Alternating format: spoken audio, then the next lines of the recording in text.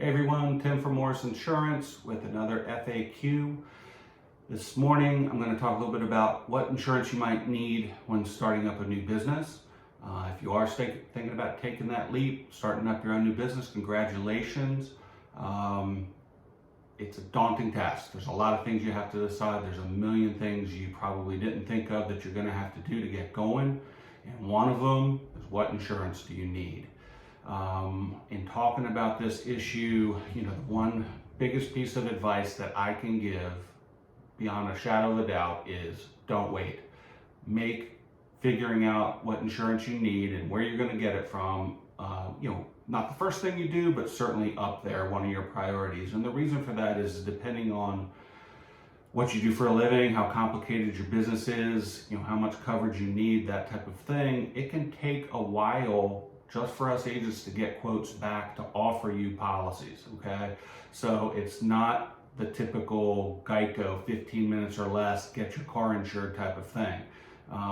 There's a lot of questions involved sometimes, not always. There are some businesses we can get you general liability policy right away, but very, very frequently, we need to ask a lot of questions. We need to actually reach out to the insurance carriers and ask them, hey, do you have a policy for this? And if they say no, we got to turn somewhere else. So it can take some time. So start early, make it a priority, and get help. Reach out, get advice. This is not something you should be buying on yourself online and bang, bang, bang, picking out your own coverages. You need some advising on this type of stuff. So that said, I'm going to run through really, really quickly some of the basic stuff you might want to consider when you're starting out. This is not, a complete list.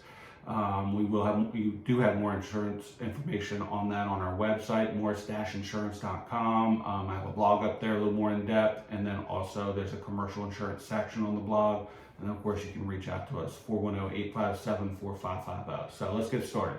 First thing you are definitely going to need when starting a business, all businesses need it, is commercial general liability insurance. Everybody you do work for is going to require this. You should have it. It is basic trip and fall type stuff. Somebody gets hurt because of something you or one of your employees did. It can cover you for damages, something your advertising did that caused somebody injury. It can cover things such as lawyers, court costs, medical bills, all these type of things. It's the basic level of insurance coverage that you need, and you have to have it. Second on the list would be commercial property insurance. Property could be anything from, do you own the building that your business is being run out of? If so, it can cover the building. Are you leasing that real estate? If so, your landlord's going to require that you have it, and you should, you can cover that for your contents of your business. Windows, glasses, signs, these types of things could all be covered under your commercial property. And then of course, if you're a contractor, tools, equipment, inventory, depending on, if you're a store, a grocery store, any type of store with inventory, accounts receivable, these types of things are all commercial property insurance. A lot of people, they call up and they just want the general liability. Do you need coverage on any equipment? They say no. Call us 4 months later. All my tools were stolen out of my van. Well, guess what? You said you didn't have any commercial property to insure. So really should consider getting that coverage. Next on the list would be workers' compensation insurance. Do you have employees? If so, you need workers' compensation insurance. It's required by law. Anybody you do work for is going to want you to have it. And this is exactly what it says. If your employee gets hurt while on the job, it could cover, medical bills for injuries, illnesses, that were contracted while on the job. These types of things can pay for medical bills, missed wages, all these sorts of things. So if you have employees, you have to have it. As the owner, you don't have to have workers' comp on yourself, but if you have employees, you gotta have it. Professional liability, also known as errors and omissions insurance. This covers errors or mistakes in your actual work. So, whether it's if you're an accountant or attorney and you make errors, leave something out that does harm to a client that they sue you for because you forgot to do something, or you made a mistake on their paperwork or something along those lines, I have to have it as an insurance agent. And so most businesses should consider it. Even contractors, if you're drawing designs or something along those lines, you need errors and omissions professional liability coverage.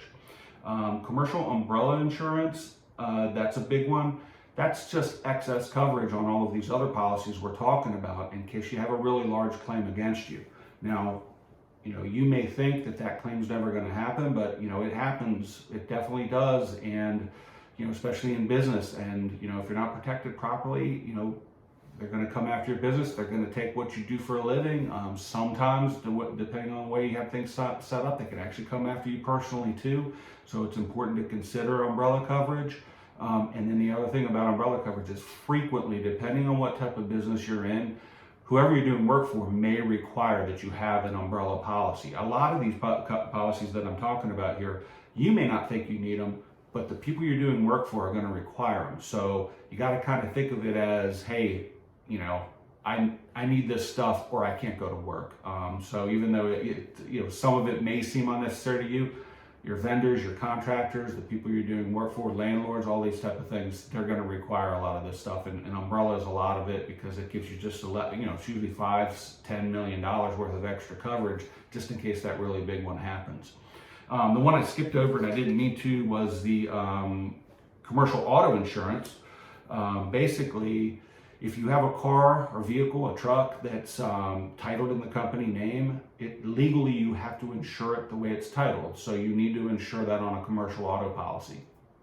But what a lot of people don't realize is that even if it's not insured in the company name, if you're using it for business, you're hauling tools, you're hauling employees, you're regularly taking clients all over the place, you have a sign plastered on it with your phone number, whatever the case may be, that's a commercial vehicle. You need to have it insured on a commercial auto policy or your personal policy. If you have it on a personal policy, they can deny a claim if it's being used that way. So you really should consider commercial auto. At the very least, there's a coverage that you can add to your general liability policy called employers hired and non-owned coverage. It's actually two coverages.